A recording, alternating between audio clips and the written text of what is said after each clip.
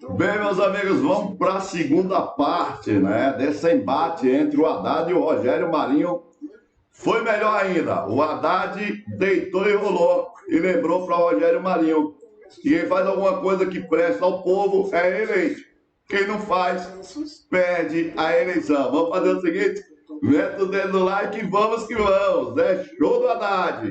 Quando a gente fala da questão do percentual de tributos em relação ao PIB, e Vossa Excelência discorre com muita propriedade, que recepcionou em torno de 17,5%, né? Hoje está um pouco mais de 19%, acho que foram 12 pontos percentuais acrescidos, né, ao longo do período, e juntando as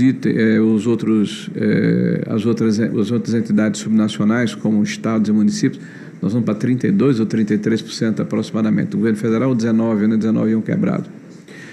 Então, se você pegar e comparar hoje com os países aqui da América Latina, nós temos quase 10 pontos percentuais a mais de impostos.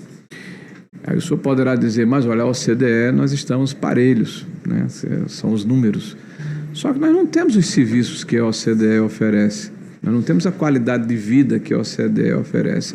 Inclusive, o governo que Vossa Excelência representa, me parece que não está muito ansioso em se integrar à OCDE, porque deu alguns passos atrás, principalmente a questão de licitações públicas, de governança.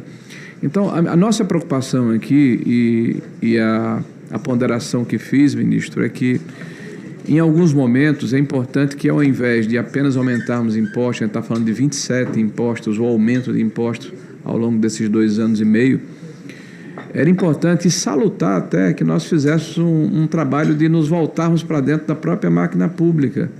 E eu coloquei aqui uma ação que o senhor até concordou, né, de se fazer a avaliação da eficácia dos subsídios, né, que estão dentro do sistema fiscal tributário brasileiro historicamente, né, de nos debruçarmos sobre as ações que são empreendidas, desde a questão, inclusive, vou mexer no vespeiro aqui, desde a questão, inclusive, das emendas parlamentares, essa discricionalidade, né, e esse percentual da receita corrente líquida, que é estabelecida como impositivo, tá? Até os PACs fantasmagóricos. Assim, se faz uma projeção de 1,7 trilhões de reais, quando a gente sabe que a capacidade discricionária do governo está muito distante disso ao longo de 4 anos. Mesmo se acrescendo Petrobras, Eletrobras, estatais e outros fundos, né? E o resultado nós já vimos recentemente, ministro. São obras que não terminam, ou são obras que se gera expectativa na sociedade e que elas não se efetivam. Então, a preocupação que eu tenho e tenho compartilhado com os meus pares é que o governo pode e deve buscar fontes de arrecadação, é evidente, mas é muito temerário quando se apresentam orçamentos onde as despesas estão subestimadas e as receitas superestimadas. Isso tem acontecido recorrentemente. E o orçamento que se herdou de 2022, na verdade, foi feito pelo governo que estava entrando, que se acresceu quase 150 a 170 bilhões de reais e se buscou no ano subsequente uma boa parte de receitas que não são recorrentes, não se repetiram no ano subsequente. E isso obrigou o governo a buscar outras fontes de financiamento. Bom, no mais, agradeço demais aí a gentileza de Vossa Excelência. Se quiser fazer algum comentário, estou à disposição, senão vou tentar almoçar como Vossa Excelência também. Senadora Soraya. Apenas para finalizar, é necessário a gente compreender, senador Rogério Marinho, que eu também sou contra as bets e eu gostaria de simplesmente poder proibir totalmente. Só que nós não conseguimos colocar um muro virtual no Brasil. Então, os brasileiros estavam jogando com bets, com aplicativos já em português, feitos na China, feitos em outros lugares, em português. Então, nós não conseguimos coibir. O que fazemos? Nós vamos, então, minimizar os danos e arrecadar. 15 bi por ano perdemos nos primeiros 4 anos, minimamente. Então, já que não conseguimos combater, não podemos fechar os olhos para um problema de saúde pública, de saúde mental. Então, nesse sentido que ficou assim, impossível proibir, impossível proibir. E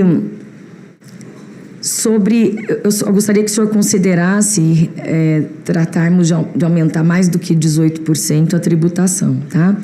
E lembrar aqui, falando em liberalismo, né, que Keynes, considerado um liberal de carteirinha, ele mesmo rompe com os princípios fundamentais do liberalismo clássico e, na sua visão, ele defendia a intervenção do Estado na economia para mitigar crises, em oposição à crença liberal da autorregulação do mercado. Foi o que o governo foi obrigado a fazer agora na crise criada por um parlamentar que saiu daqui para simplesmente taxarem o Brasil. E aí, as nossas exportações e os nossos exportadores precisaram da intervenção, da mão do Estado para resolver o problema deles. E eles não deixaram de vender os seus produtos, vendemos até mais, só que muitos nem sentiram. Por quê? Querendo ou não, foi tão rápido, e os outros mercados abriram para o Brasil a ponto de se comprometerem a comprar toda a produção. Por quê? Porque o Brasil é um excelente parceiro econômico. A gente não trata mal o nosso cliente. Então tá aí, ó, a intervenção do Estado, né, quando é necessário numa crise. E nessa intervenção eu quero parabenizar o governo. São fatos. Eu não vou contra os fatos. Muito obrigada. Ministro Haddad. Eu queria agradecer muito a oportunidade de estar com vocês, me colocar à disposição para voltar. O senador Rogério comentou que nem sempre a gente consegue essa oportunidade, mas debates como o proposto pelo senhor são muito bem-vindos. Em vez de discutir, às vezes, um projeto de lei, discutir um conceito, discutir uma série histórica, uma trajetória, né? Porque é muito difícil para o cidadão acompanhar esses números. E nós vamos falar aqui os números.